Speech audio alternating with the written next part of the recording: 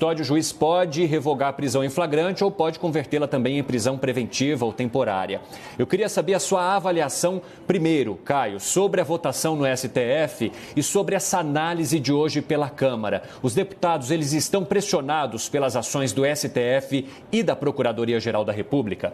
É evidente que sim, né, Cine? Em violação aí ao princípio da separação dos poderes, os congressistas, eles estão sob pressão explícita do tribunal, que é o responsável por julgar os parlamentares brasileiros com o famigerado foro privilegiado.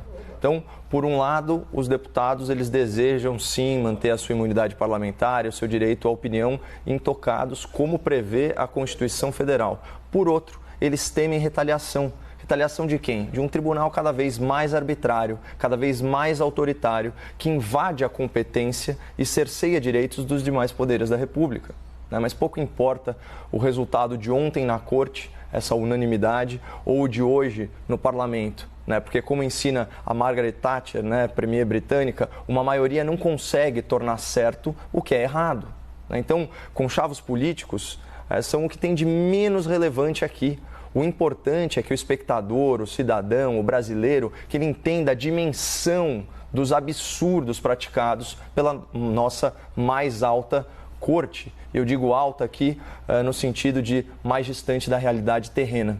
Porque, ao contrário do que o jornalismo de torcida faz parecer, a prisão em flagrante de um parlamentar não pode ser justificada pelo seu caráter, pelo seu temperamento, pela sua militância política ou pela sua biografia. Para que haja prisão em flagrante de um deputado federal que goza de imunidade parlamentar para manifestar livremente o seu pensamento, é fundamental que os atos praticados por esse político se enquadrem aí naquela exceção prevista no artigo 53, parágrafo 2º da Constituição, que resumidamente diz o seguinte: os deputados são invioláveis penalmente por quaisquer de suas opiniões e palavras e não poderão ser presos salvo em flagrante de crime inafiançável. Flagrante é uma expressão de origem latina, é do verbo flagare, que significa queimar, ou seja, o flagrante ele pressupõe que o delito seja tão recente que a chama do crime, por assim dizer, esteja ainda ardendo. É por isso que até essa semana não existia no Brasil mandado de prisão em flagrante. Se a autoridade judicial teve tempo de tomar conhecimento do crime, então o flagrante ele já se exauriu, ele já virou cinzas. Então, dessa forma, é entendimento pacífico da doutrina que nos crimes de agressão verbal, o flagrante se exaure no momento em que a fala é proferida, E assim pensa o professor Tiago Bottino, que é coordenador e pesquisador da Fundação Getúlio Vargas, no Rio de Janeiro. Ele é pós-doutor pela Universidade de Colômbia e ele é atuante nas áreas de direito público, penal e constitucional. Então, vamos combinar que é um currículo acadêmico bem mais robusto que a maioria dos ministros do STF. E o que ele disse? Aspas, os crimes são instantâneos e se esgotam no momento em que a pessoa fala. Não é porque o vídeo está no ar que há uma continuidade na prática do crime. Pessoal, questão bem básica de lógica. A gravação de um crime praticado por meio de palavras não configura flagrante ou a perpetuação do delito. A gravação de um crime falado é simplesmente uma prova que depois pode ser usada no processo, no devido processo. Mas além do vídeo flagrante, o ministro Alexandre de Moraes, ele promoveu uma outra inovação bem arbitrária, não prevista na lei processual, descrita de forma bem didática pela Procuradora da República, a doutora Tameia Danelon. Ela disse o seguinte: durante uma investigação, o juiz não pode decretar a prisão de ofício, ou seja, sem que haja pedido do Ministério Público ou da polícia. A única possibilidade de decretação de ofício pelo juiz é na fase processual, quando já existe uma ação criminal.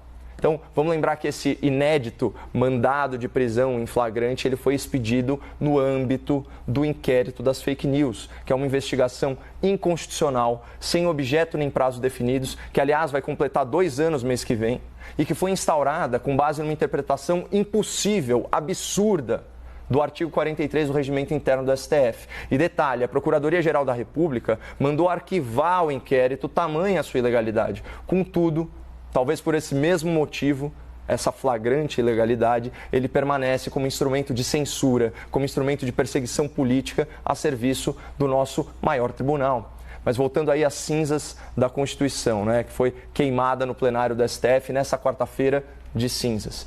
Mesmo sendo tão criativo, né, com a reinvenção do conceito de flagrante, a criação da prisão de ofício durante a investigação, o ministro Alexandre de Moraes ele se deparou com outro grande desafio para impor a sua vontade sobre a lei. Prender um parlamentar em flagrante só é possível se o crime for inafiançável. E a relação desses crimes graves, ela é bem restrita, ela consta do artigo 323, 323 do Código de Processo Penal. A gente está falando o quê? De racismo, de tortura, de narcotráfico, dos crimes hediondos, de terrorismo. E tem uma última possibilidade prevista no inciso 3, que diz o seguinte: não será concedida fiança nos crimes cometidos por grupos armados, civis ou militares contra a ordem constitucional e o Estado democrático. É uma repetição do que diz a Constituição no artigo 5º, se não me engano, no inciso 44. Então, se o deputado preso não pertence a um grupo armado, como justificar que ele cometeu crime inafiançável? É fácil, fazendo o que o STF sempre faz, ignorando o texto literal, que fala expressamente em ação armada, e interpretando o dispositivo para contemplar a lei, a famigerada lei número 7.170 de 1983, que é a Lei de Segurança Nacional. E quais são os dispositivos da Lei de Segurança Nacional que embasaram a prisão em flagrante, aqui muito entre aspas, do deputado, né, que também constam da denúncia da Procuradoria-Geral da República oferecida ontem. São os seguintes, artigo 18, tentar impedir, com emprego de violência ou grave ameaça, o livre exercício de qualquer dos poderes da União ou dos Estados. E tem também o artigo 23, incisos 2 e 4, incitar a animosidade entre as Forças Armadas ou entre essas e as classes sociais ou instituições. E incitar a prática de quaisquer crimes previstos na própria Lei Nacional de Segurança. Então, eu finalmente consegui assistir ao vídeo publicado pelo deputado, né, em 15 de fevereiro, afinal de contas, o ministro Alexandre de Moraes, né, tinha tirado esse vídeo, tinha cerceado o nosso acesso à informação, colocando multa diária para a plataforma de YouTube acima de, no valor de R$100 mil por dia, né? E embora o tom do vídeo seja muito agressivo, embora as falas sejam chulas, indecorosas, carregadas aí de injúria, carregadas de difamação, não há ameaça direta ao exercício do poder judiciário, não há convocação para que a população cometa crimes contra o Estado.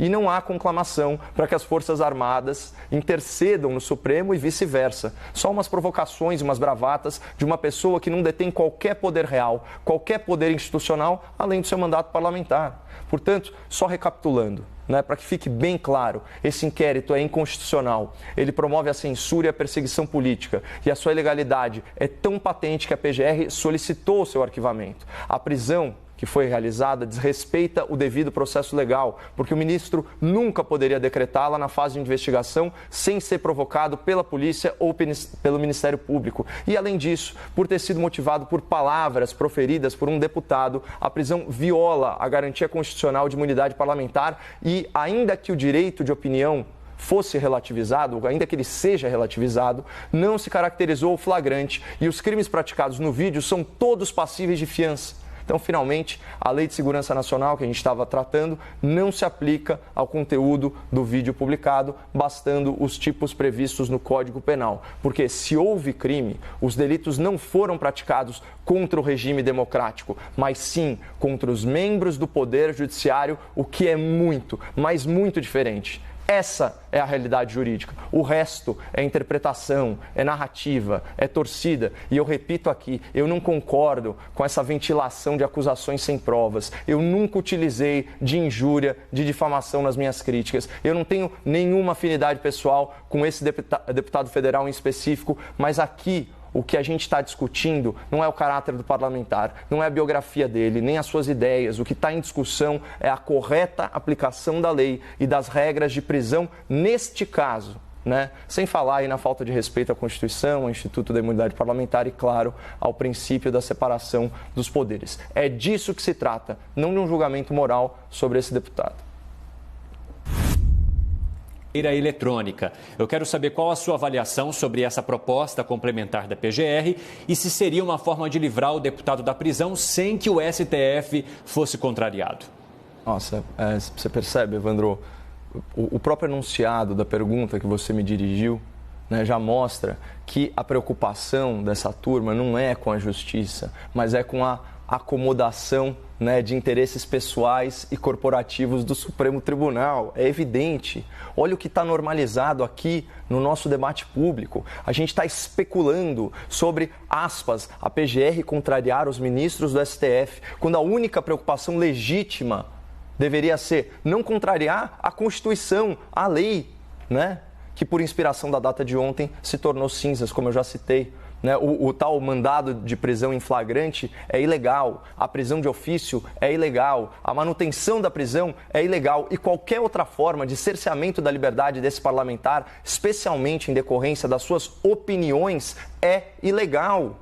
Então, querem prendê-lo? Então processem-no, aguardem o trânsito em julgado, conforme a jurisprudência bandidólatra do próprio STF, que proibiu, né, a prisão após julgamento em segunda instância. Então, esses acertos, essas combinações entre as autoridades que deveriam zelar pela estrita observância da lei, isso é uma vergonha escancarada, uma vergonha praticada à luz do dia, uma vergonha com cobertura jornalística, né? Então, o Supremo ele decide com um casuísmo que salta aos olhos. Né? A pretexto de proteger a democracia, eles violam o devido processo legal e torturam a Constituição para invocar uma lei do regime militar.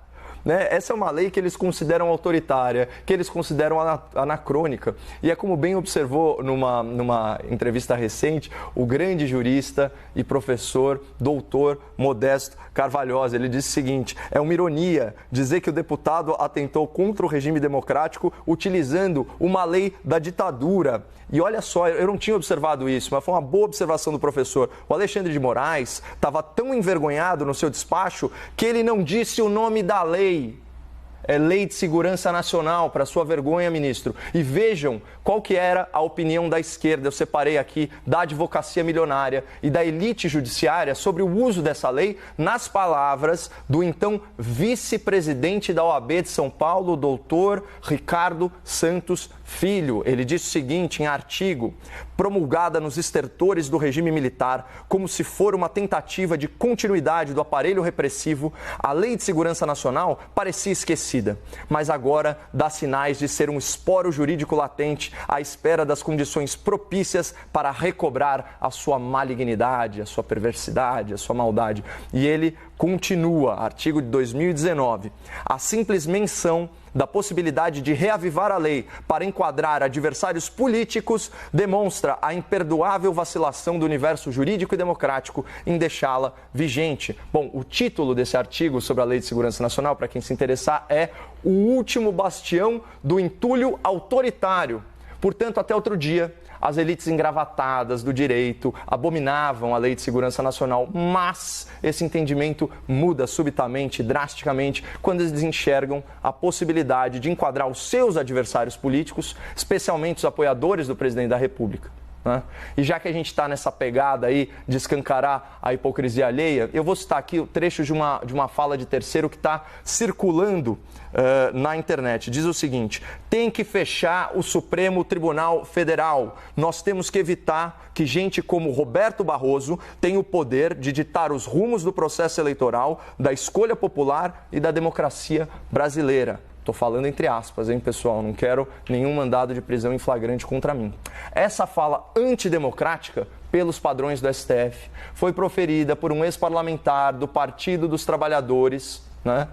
E esse ex-parlamentar é ex-presidente da OAB do Rio de Janeiro. Né? Ao contrário do deputado que o ministro prendeu, ele fala explicitamente no fechamento do tribunal. E assim deveria ser enquadrado na Lei de Segurança Nacional, também pelos padrões do STF. Então essa fala, ela está disponível na internet e ela circula nas redes sociais, caracterizando o quê? O flagrante, ainda pelos padrões do STF. Né? Então, se houvesse aqui um pingo de coerência na justiça brasileira, Evandro, o Brasil deveria testemunhar logo menos seu segundo mandado de prisão em flagrante. Né? Seria ilegal, com certeza, mas pelo menos uma ilegalidade consistente, uma ilegalidade padrão STF. Obrigado, Caio. Boa tarde.